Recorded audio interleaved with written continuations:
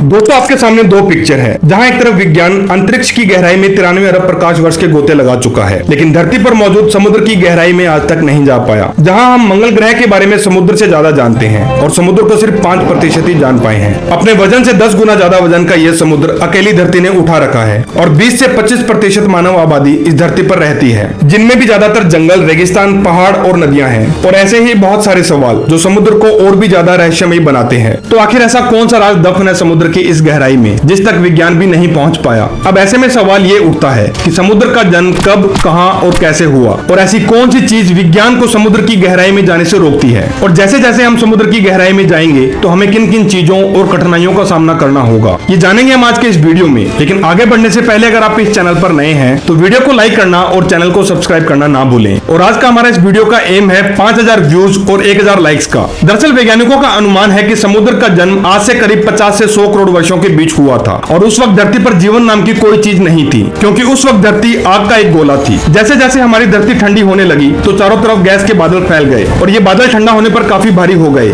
जिसके कारण मूसलाधार बारिश होने लगी और ये प्रक्रिया लाखों सालों तक चलती रही, जिसके बाद धरती पर मौजूद गड्ढों में बारिश का ये पानी भर गया, जिन्हें आज हम समुद्र के नाम से जानते हैं। अब आप लोग सोच रहे होंगे कि धरती पर ये गड्ढे कैसे बने। दरअसल पृथ्वी की सतह बड़ी बड़ी प्लेट से बनी हुई है और इन प्लेट्स को टेक्टोनिक प्लेट कहा जाता है। ये प्लेट हमेशा हिलती रहती है और जब ये प्लेट एक दूसरे से टकराती है या दूर हटती है तो धरती पर गड्ढे बन जाते हैं। जैसा कि आपने हाल फिलहाल में सुना होगा कि राजस्थान बीकानेर के गांव सर में 1.5 बीघा जमीन अंदर धंस गई, क्योंकि वहां की जमीन पर भी कुछ ऐसा ही हुआ था। वहीं जब धरती का जन्म हुआ तो उस वक्त धरती की सतह पर बड़े बड़े उल्कापिंड गिरे थे, जिनके कारण धरती की सतह पर इन गड्ढों का जन्म हुआ और वक्त के साथ साथ ये गड्ढे बड़े हो गए। और इन गड्ढों के बनने का तीसरा सबसे बड़ा कारण है ज्वालामुखी, क्योंकि जब ज्वालामुखी फटते हैं तो बहुत सारी मात्रा में लवण, राख और गैस निकालते हैं और ये चीजें ठंडी होकर समुद्र के गड्ढों को भर देती है या फिर एक नया गड्ढा बना देती है। और इन सभी प्रक्रियाओं के मिलने से ये गड्ढे बड़े हो गए, जिसके अंदर बारिश का सारा पानी भर गया। वहीं सोचने वाली बात यह है कि समुद्र की गहराई में इंसान क्यों नहीं जा पाया। दरअसल समुद्र की गहराई में रोशनी बहुत कम होती है, जिसके कारण बिना प्रकाश के समुद्र की गहराई में काम करना और रास्ता ढूंढना बहुत मुश्किल होता है। अब चलो मान लेते हैं कि हमारे विज्ञान ने इतनी तरक्की कर ली और समुद्र की गहराई में प्रकाश का भी बंदोबस्त हो गया, तो भी समुद्र की गहराई में जाना बहुत मुश्किल है, क्योंकि जितना हम समुद्र की गहराई में जाएंगे उतना ही पानी का प्रेशर बढ़ता जाएगा। तब पानी के टेम्परेचर में फर्क आता है और यही वजह है कि समुद्र में रहने वाले जीव भी पानी की सतह पर ही रहते हैं। अब अगर इंसान बिना किसी इक्विपमेंट के समुद्र के अंदर गोते लगाएगा तो मैक्सिमम 40 मीटर तक ही जा पाएगा, क्योंकि इससे नीचे जाने पर समुद्र के अंदर पानी का प्रेशर इतना अधिक बढ़ जाता है कि इंसान के दिल की धड़कन ठीक तरीके से काम नहीं कर पाती, जिसके कारण इंसान की मौत हो जाती है। और 40 मीटर के बाद शुरू होती है समुद्र की अगली दुनिया। हालांकि कुछ गोताखोर ऐसे थे जो समुद्र की गहराई में 200 से 250 मीटर तक चले गए, लेकिन उनमें से भी कुछ की मौत हो गई। अब चलिए मान लेते हैं कि आपने अपने शरीर में किसी खास इक्विपमेंट को जोड़ लिया और ऑक्सीजन सिलेंडर लेकर समुद्र की गहराई में 450 मीटर तक चले गए, तो आपको यह जानकर हैरानी होगी कि ब्लू व्हेल की गोता लगाने की मैक्सिमम गहराई 450 मीटर होती है और इससे अधिक गहराई में तो ब्लू व्हेल भी नहीं जाती। अब अगर इतनी गहराई में कोई इंसान चला जाता है तो उसके फेफड़ों पर इतना अधिक दबाव पड़ेगा जैसे उसके शरीर पर किसी ने एक कार रख दी हो। अब अगर हम थोड़ा इससे और नीचे जाएं, यानी कि लगभग 500 मीटर तक, तो ये वो गहराई है जहां पेंगुइन गोता लगाते हैं और इससे नीचे पेंगुइन भी नहीं जाते। अब थोड़ा और नीचे जाएं, यानी कि लगभग 700 मीटर तक, तो ये हमारे लिए ठीक वैसा होगा जैसे हमने किसी बॉम्ब पर पैर रख दिया, क्योंकि यहाँ हमारा सामना होगा दुनिया की सबसे खतरनाक पनडुब्बियों से, क्योंकि दुनिया में कुछ देश ऐसे भी हैं जो समुद्र के अंदर अपनी पनडुब्बियों को तैनात करके रखते हैं और अगर इन पनडुब्बियों को हमसे कोई खतरा महसूस होता है तो पल भर में हमें मौत की नींद सुला दिया जाएगा। इसलिए 700 मीटर की गहराई में जाने के लिए हमें परमिशन लेनी पड़ती है, क्योंकि दुनिया के कुछ विकसित देशों ने आधुनिक परमाणु सबमरीन जगह जगह तैनात कर रखी है।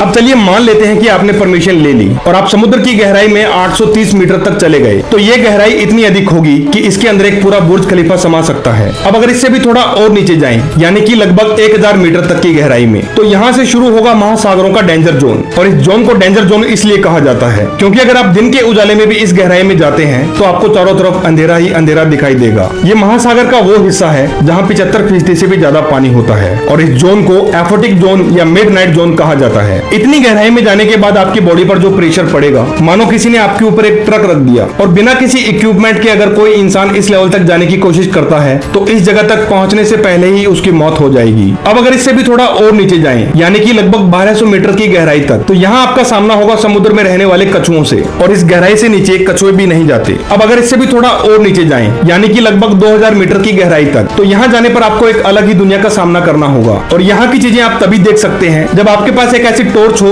जो दूर तक अपनी रोशनी डाल पाए, क्योंकि सिर्फ 1000 2000 मीटर की गहराई में जाने के बाद से समुद्र में अंधेरा शुरू हो जाता है, लेकिन 2000 मीटर में जाने पर आपको समुद्र में एक मछली दिखाई देगी जिसे कुदरत ने पहले ही एक टॉर्च दे रखी है और इस मछली को एंगुलर फिश के नाम से जानते हैं। वहीं करीब 2200 मीटर की गहराई में जाने पर आपको स्पर्म व्हेल दिखाई देगी। अब अगर इससे भी थोड़ा और नीचे जाएं, यानी कि लगभग 4000 मीटर की गहराई तक, तो यहाँ पर पानी का प्रेशर इतना ज्यादा होता है जैसे किसी ने आपकी बॉडी पर रेल का एक इंजन रख दिया। अब अगर इससे भी थोड़ा और नीचे जाएं, यानी कि लगभग 4200 मीटर की गहराई तक, जो कि समुद्र का डीप लेवल है, वहीं समुद्र में 6000 मीटर की गहराई वाले लेवल को हेडलेस जोन के नाम से जानते हैं और यहाँ पर पानी का प्रेशर इतना अधिक होता है जैसे किसी ने आपकी बॉडी पर एक जहाज रख दिया। अब अगर इससे भी थोड़ा और नीचे जाएं, यानी कि लगभग 8848 मीटर तक, तो इस गहराई में पानी में लगने वाला प्रेशर जैसे किसी ने आपकी बॉडी पर एक माउंट एवरेस्ट रख दिया और इतनी गहराई में पूरा का पूरा एक माउंट एवरेस्ट समा सकता है, लेकिन फिर भी इसकी चोटी पानी की सतह को टच नहीं करेगी। अब इसके बाद अगर हम थोड़ा और नीचे जाएं, यानी कि लगभग 11000 मीटर तक, तो इतनी ऊंचाई पर एक हवाई जहाज अपनी यात्रा करता है और इस जगह को मरियाना ट्रेंच के नाम से जानते हैं, जो कि समुद्र के अंदर खोजा गया सबसे गहरा लेवल है। हालांकि समुद्र की गहराई नापना कोई बच्चों का खेल नहीं है। इस गहराई को जानने के लिए ध्वनि तरंगों का इस्तेमाल किया जाता है, जिसके लिए पानी के जहाज पर एक यंत्र लगाते हैं जो कि अल्ट्रासोनिक तरंगे पैदा करता है और इस यंत्र को फेदोमीटर कहा जाता है। हालांकि इन तरंगों को हम डायरेक्ट कानों से नहीं सुन सकते। वहीं कुछ वैज्ञानिकों ने दावा किया है कि अगर समुद्र के बाकी बचे हुए 95% हिस्से की जांच की जाए तो ये हमारे लिए किसी एलियन को देखने से कम नहीं होगा। तो दोस्तों, उम्मीद करता हूँ आपको ये जानकारी जरूर अच्छी लगी होगी।